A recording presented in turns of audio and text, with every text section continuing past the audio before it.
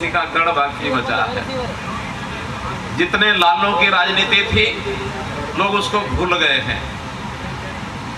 कुछ लोग कहने लग गए हैं, मैं नहीं कह रहा, वो सब कह रहे हैं, अब तो एक ही लाल की राजनीति ध्यान में आती है।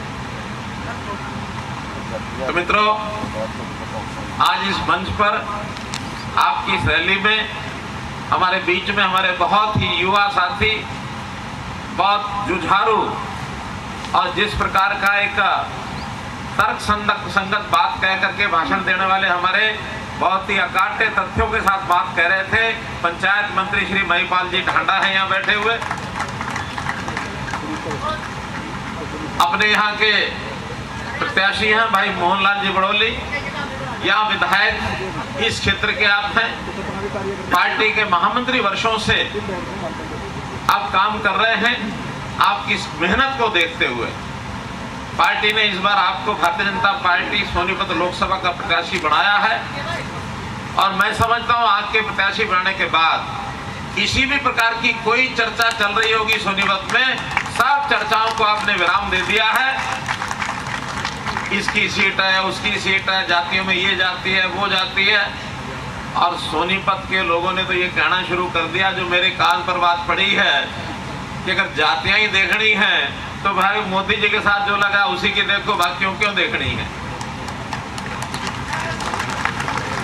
क्योंकि इस बार ये वोट मोदी जी के लिए, मोदी जी को एक ताकत देने के लिए, 400 पार का जो नारा है उसको पूरा करने के लिए, और हरियाणा में लोकसभा के 10 के 10 कमल खिलाने के लिए इस प्रकार का ये चुनाव ये इस बार फिर से हो रहा है। मित्रों, हमारी पूर्व मंत्री बहन कृष्णा गहलोत हैं, कविता जैन हैं, हमारे जिला के अध्यक्ष जसीर दोदवा हैं, पद्मश्री श्री कमल चौहान जी भी बैठे हैं, ज्वाल सैनी हैं, योगेश जठेड़ी हैं, नवीन मंगला हैं, निशान शोकर हैं, देवेंद्र काद्यान, जिनकी पहचान नेता नहीं बेटा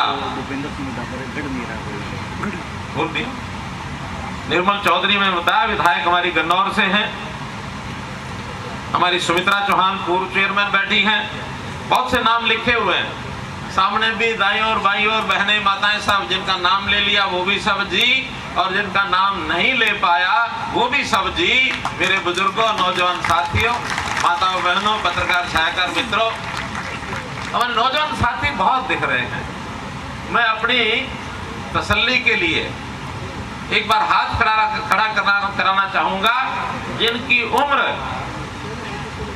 उम्र 25 साल से कम है, 18 से 25, वो जरा हाथ खड़े करो एक बार। ये देखो पूरा कोना ये भरा हुआ, पूरा ये कोना भरा, 18 से 25। मैं इसलिए हाथ खड़ा करा रहा हूं कि ये हमारे वो साथी हैं जो अपने जीवन का शायद पहली बार वोट डालेंगे, जिन्होंने अभी पहले वोट डाला नहीं है। अब हमारे युवा साथियों की इनकी भावना ही अलग टाइप की है, इनकी उमंग अलग टाइप की है। क्योंकि युवा साथी आज के युग में असल जीना तो उन्होंने शुरू किया है। अब सारे देश में, प्रदेश में जो बातें, उनका अध्ययन सबसे ज्यादा इन लोगों का है। ये पढ़ाई के अंदर निकले हैं, ताजा ताजा जानकारी इनके पास है, समस्याएं क्या होती है, उसका हल कैसे निकलता है।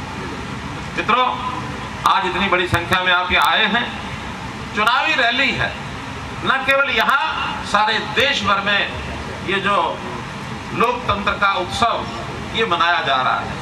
2 फेज के चुनाव हो चुके हैं, हमारा 6ठे फेज में चुनाव है 25 मई को। जगह जगह हम रैलियां कर रहे हैं, 90 की 90 विधानसभाओं में से लगभग 40 विधानसभाओं की रैलियां हमारी हो चुकी हैं, अभी और 50 बाकी हैं। आने वाले 10 तारीख तक हम सब की सब 50 जो रैलियां हैं वो सारी संपन्न कर देंगे।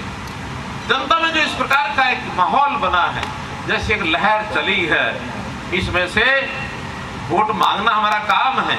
हमारे कार्यकर्ता घर घर में जाकर के वोट मांगेंगे, लेकिन मेरा विश्वास है कि इस बार पहले की प्रकार से हरियाणा की 10 की 10 सीटें हम मोदी जी की झोली में डालने वाले हैं। 10 की 10। अब ये सारा माहौल बना है।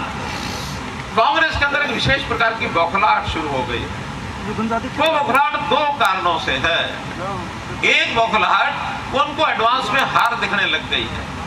जब हार दिखती है तो कहीं ना कहीं उनके जो प्रत्याशी हैं उनके कैंडिडेट हैं, उनके मन में भी भय बैठता है।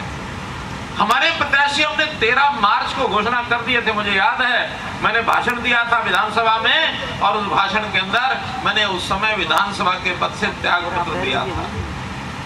बहुत लोगों को थोड़ा सा पता लगा था ये क्या हो गया, मुख्यमंत्री भी नहीं रहे, अब विधायक भी नहीं रहे। हमारे केंद्र के लोगों ने योजना बना करके, मालूम नहीं उनके मन में पहले से था या उसी दिन सोचा होगा, उसी शाम को 6 कैंडिडेट घोषित हुए, उसमें मेरा नाम भी उन्होंने करनाल लोकसभा के लिए घोषित कर दिया था उसी दिन। कहाँ 13 मई और कहाँ आज 13 मार्च और कहाँ आज अप्रैल का आखिरी सप्ताह। 2 दिन पहले ही कांग्रेस के प्रत्याशी घोषित हुए। क्यों? घर के अंदर झगड़े बहुत हैं, कहीं झगड़े ज्यादा हैं जहां थोड़ा 2-4 नेता ज्यादा हैं, और जहां हार का उनको तंग कर रहा है विषय, वहां उनको चुनाव लड़ने वाले कोई नहीं मिल रहे। सौदेबाजियां हो रही हैं कि खर्चा कौन देगा, पार्टियों कहते इतना खर्चा लगेगा, वो कहते हैं कम है ज्यादा दो, पार्टी कहता है कम लो। उस सौदेबाजी में लगे रहे, कहीं ना कहीं सौदे पटे होंगे तो जाकर के उन्होंने घोषणा की है। मित्रों, ये जीत का आश्वस्त आदमी वो अलग तरह से काम करता है, हार में जो आदमी छुपा होता अलग तरह से काम करता है। ये भारतीय जनता पार्टी और कांग्रेस का अंतर आपको ध्यान में आ गया होगा। 1.5 महीने का अंतर प्रत्याशियों की घोषणा करने में, आखिर ऐसी बड़ी कौन सी बात होती है। हमारी राष्ट्रीय पार्टी है, उन्होंने बैठ के निर्णय लिया, हमसे रिपोर्ट मांगे, हमने दी, अगले दिन घोषणा कर दी है।